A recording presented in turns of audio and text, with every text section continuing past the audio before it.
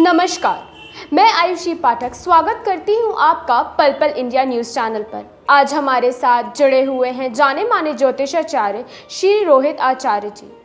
जैसे कि आप सभी जानते हैं, रक्षाबंधन को लेकर काफ़ी असमंजस बना हुआ है। यह रक्षाबंधन 30 और 31 अगस्त 2 दिन मनाया जाएगा। तो आइए इसी विषय में जानते हैं श्री रोहित आचार्य का क्या कहना है। रोहित आचार्य जी, स्वागत है आपका पल पल इंडिया न्यूज़ चैनल पर। रक्षाबंधन जैसे कि 30 और 31 अगस्त 2 दिन मनाया जा रहा है, तो आप उस बारे में क्या कहना चाहेंगे? 30 अगस्त को श्रवण नक्षत्र में चंद्रमा आने के कारण पूर्णिमा तिथि पर रक्षाबंधन है।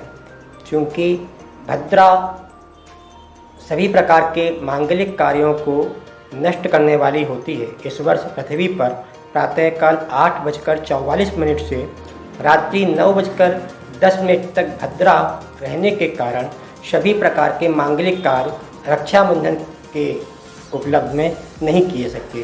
जिस प्रकार वह अपने भाई को राखी बांधकर रक्षा की कामना करते हैं, वह कार्य सभी भद्रा अशुभता प्रदान करने वाली हो जाएगी। इसलिए 31 तारीख को प्रातःकाल उदयकाल तिथि में पूर्णिमा तिथि उपलब्ध होने के कारण 31 तारीख को सूर्य उदय से सूर्यास्त तक रक्षाबंधन पर्व को पूर्णतः उल्लासपूर्वक आप मना सकते हैं। जी, तो 30 तारीख को कोई ऐसा समय जिसमें बहनें अपने भाइयों को राखी बांध सकती हैं, कोई ऐसा समय आप बता सकते हैं?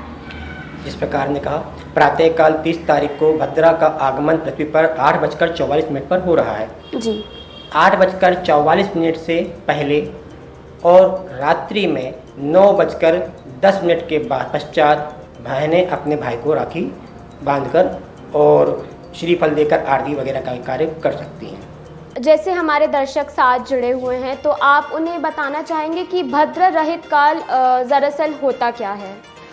भद्रा भगवान विष्णु के द्वारा श्रापित है। भद्रा काल में किया हुआ कोई भी मांगलिक कार्य को भद्रा अशुभता प्रदान करने वाली होती है। इस प्रकार श्लोक है कि ना कुर्यात मंगलम विष्टिया जीवितार्थ कदाचन कुर्वन् अज्ञसदा क्षिप्रम तत्सर्वम नास्ताम रजे। अर्थात किसी भी प्रकार का मांगलिक कार्य, वह रक्षाबंधन हो, गृह प्रवेश हो, अर्थात कोई भी मांगलिक कार्य को यदि हम भद्रा के काल में करते हैं तो उस कार्य में हमें पूर्णतः अशुभता प्रदान करने वाली वह भद्रा होती है। इसलिए भद्रा काल में रक्षाबंधन से जुड़े हुए किसी भी कार्य को हमें नहीं करना चाहिए। वह भद्रा भाई और बहन दोनों के लिए अशुभता प्रदान करने वाली होती हैं। भगवान विष्णु को माता लक्ष्मी ने राजा बलि से मांगा था, तब उन्होंने राजा बलि को भाई बनाकर राखी बांधी थी, जिसके कारण राजा बलि ने भगवान विष्णु को आज्ञा प्रदान कर पुनः वैकुंठ लोक भेजा था। इस कारण यह भाई बहन का पूर्ण त्यौहार माना जाता है। जैसे कि रक्षाबंधन पर बहनें अपने भाई के कलाई पर राखियां बांधती हैं, तो उस समय ऐसा कोई खास मंत्र जो बहनें अपने भाइयों को राखी बांधते दौरान बोल सकती हैं? जब माता लक्ष्मी ने राजा बलि को रक्षा सूत्र बांधा था, तो उन्होंने मंत्र जो पढ़ा था, येन बद्धो बलि राजा दानवेंद्रो महाबलो तेन त्वां प्रतिबध्नामि रचेत माँ चल। अर्थात मैं राजा बलि को, जो दानवों में इंद्र के समान महाबली हैं, उन्हें ये रक्षा सूत्र बांध रही हूँ। आज से मेरे भाई हैं और सदैव मेरी रक्षा करेंगे। जी, इसके अलावा रक्षाबंधन पर कोई ऐसा उपाय जो हम कर सकते हैं जिससे हमारे भाइयों की लंबी आयु बनी रहे, आप कुछ उपाय बताएंगे? सर्वप्रथम भाई को सिर पर रुमाल अथवा कोई भी कपड़ा रखकर उन्हें तिलक कर विशेष रूप से हल्दी और अक्षत का तिलक अवश्य होना चाहिए। उसके पश्चात भाई के कलाई पर तिलक लगाकर फिर उसे रक्षा सूत्र बांधना चाहिए।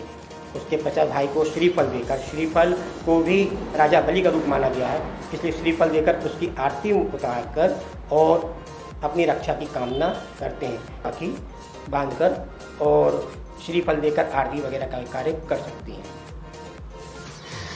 तो जैसे कि रोहित आचार्य जी ने हमें बताया, 30 तारीख को प्रातःकाल 8:30 बजे के पहले साथ ही साथ रात्रि 9:10 के बाद बहनें अपनी भाइयों को राखी बांध सकती हैं। इस उल्लास भरे पर्व रक्षाबंधन पर हम चाहेंगे कि आप मुहूर्त को ज़्यादा से ज़्यादा उस पर गौर करिए और बने रहिए पल पल इंडिया न्यूज़ चैनल पर।